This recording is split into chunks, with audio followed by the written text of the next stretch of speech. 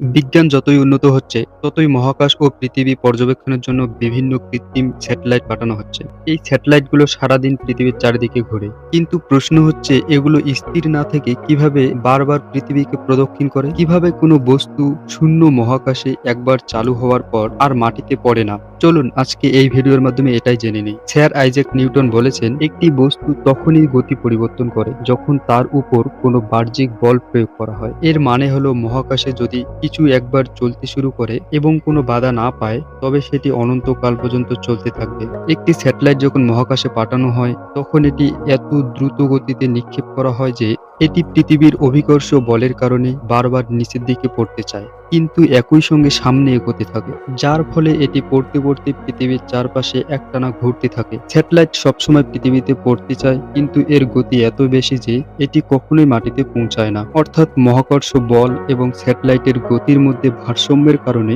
স্যাটেলাইটগুলো একটি নির্দিষ্ট কক্ষপথে ঘুরতে থাকে। এই ধরনের আরো ইন্টারেস্টিং ভিডিওর জন্য চ্যানেলটি সাবস্ক্রাইব করে আমাদের পাশে থাকুন। ভিডিওটি দেখার জন্য অসংখ্য ধন্যবাদ।